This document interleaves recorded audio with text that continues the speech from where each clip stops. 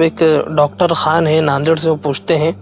کہ ہمارے یہاں عامتاً چلتا ہے کہ اس کو نظر لگ گئی، یہ نظر ہو گئی، تو کیا نظر بد کی وجہ سے بچے اور بڑے سب متاثر ہو سکتے ہیں؟ قرآن حدیث میں اس کا تذکرہ بھی ہے، اکثر لوگ اس کو مانتے نہیں ہیں، تو اس کا بھی جواب مفصل دیجیے۔ اصل میں نظر بد کے سلسلے میں اب جس کے اوپر یہ مصیبت نہیں آئی ہے تو وہ لوگ اس کو قبول نہیں کرتے، لیکن جن لوگوں کے ساتھ یہ واقعات ہوئے ہیں یقیناً وہ اس بات کا مشاہدہ کر چکے ہیں کہ نظر بد برحق ہے، اور اس کے اثرات چھوٹے بڑوں اور اہل علم و دینداروں پر بھی ہو سکتے ہیں۔ ہر طبقے کا انسان اس کا شکار ہو سکتا ہے۔ اگر کوئی اس حقیقت کا انکار کرتا ہے تو گویا وہ قرآن و حدیث کا انکار کرتا ہے، اس لیے کہ آقائے مدینہ سرکار دو عالم محمد رسول اللہ صلی اللہ علیہ وسلم نے فرمایا العین حق، نظر کا لگنا برحق ہے، نظر کا لگنا برحق ہے۔ اب اس میں آپ یعنی جو ہے شک نہیں کرنا چاہیے، یہ لگ سکتی، کیسے لگتی ہے، کس طریقے سے ہوتی ہے، یا کس طریقے سے اس کو ختم کرنا ہے، یہ دوسرا سوال ہے اور اس کا جواب آپ کو مل سکتا ہے، لیکن نظر کی حد تک کہ جو ہے اس کا یقین کر لیا کریں کہ نظر کا لگنا برحق ہے۔ حضرت ام سلمہ رضی اللہ عنہا کی خدمت میں جب نظر بد کا کوئی معاملہ لایا جاتا تو روایتوں میں آتا کہ وہ پیالے میں پانی رکھ کر حضور پاک صلی اللہ علیہ وسلم کے منہ مبارک کو اس میں چھوڑ دیتی اور پانی مریض کو پلا دیتی تھی۔ اب یہ اندازہ لگائیے کہ اس زمانے میں بھی نظر بد کے یعنی جو ہے مریض آیا کرتے تھے، اور اس زمانے میں خواتین کو اتنا علم تھا،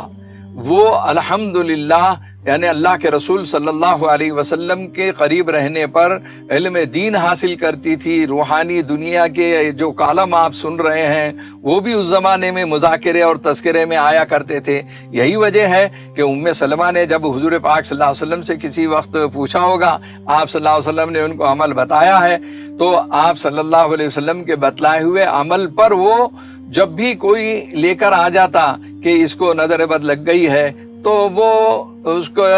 پانی کے اندر حضور پاک صلی اللہ علیہ وسلم کے منہ مبارک کو چھوڑ دیتی اور پانی مریض کو پلایا کرتی تھی۔ دیکھیے اب یہاں پر معلوم یہ ہوا کہ روحانی علاج میں قرآنی آیتوں سے اور دعا سے ہی کرنا ضروری نہیں ہے۔ بعض وقت جو ہے یہ ام سلمہ کا جو عمل ہے، نہ انہوں نے قرآنی آیتیں پڑھی ہے اور نہ کوئی دعا پڑھی ہے، نہ اوراد و وظائف پڑھے ہیں،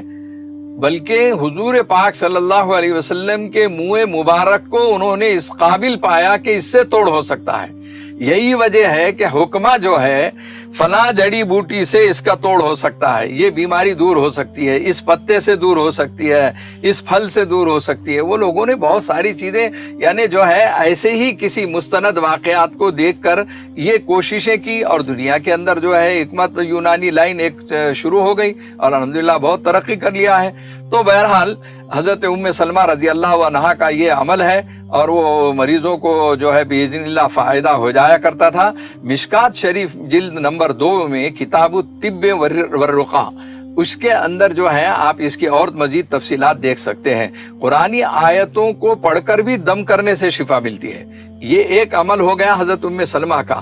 جو بغیر قرآنی آیتوں کے، بغیر دعاؤں کے انہوں نے حضور پاک صلی اللہ علیہ وسلم کے منہ مبارک سے علاج کیا۔ اس کے علاوہ بعض مجرب دعائیں بھی منقول ہیں۔ ایسے بھی واقعات ہیں کہ ماں باپ کی نظر رشتہ داروں اور حاسدین کی نظر بچوں پر لگ جاتی، ماں باپ کی نظر بیٹوں پہ لگ گئی، رشتہ داروں اور حاسدوں کی نظر بچوں پہ لگ گئی، بڑوں کو بھی لگ سکتی ہے۔ اس لیے ایک اصول بتایا گیا ہے کہ کوئی بھی چیز اچھی اگر آپ کو لگے تو پہلے آپ ماشاء اللہ کہو، ماشاء اللہ کتنی اچھی چیز ہے، اس کی تعریف کرو، ماشاء اللہ کتنا اچھا بچہ ہے، ماشاء اللہ کتنی اچھی بچی ہے۔ تو جب آپ ماشاء اللہ لفظ کا استعمال کرو گے تو یہ ایک واٹر پروف کی طرح ہے کہ نظر نہیں لگنے دے گا، اور قدرتی چیز ہے۔ دیکھیے ماشاء اللہ آج کل تو اس کا رواج آپ نے دیکھا ہوگا کہ بہت زیادہ بڑھ گیا۔ لوگ جو ہے اپنے گھر کو نظر نہیں لگنا، اپنے بنگلے کو نظر نہیں لگنا، اپنے گاڑی کو نظر نہیں لگنا، تو وہ ماشاء اللہ لکھ کر لگا دیا کرتے ہیں۔ بہت اچھی بات ہے کہ دیکھیے اللہ نے کس چیز کو تم کو دیا ہے اس کا شکر ادا کرتے ہوئے اس کی طرف رجوع ہوتے ہوئے اگر اس کی تعریف کرو گے تو آپ کو یہ سمجھنا چاہیے کہ وہ نظر کے حکم میں نہیں آئیں گا، تعریف کے حکم میں آئیں گا اور اللہ کا شکر ادا کرنے کے حکم میں آئیں گا۔ تو بہرحال کسی کو نظر سے بچانا ہے، آپ کی نظر اگر خطرناک ہے تو آپ کو ہمیشہ ماشاء اللہ کہنا چاہیے۔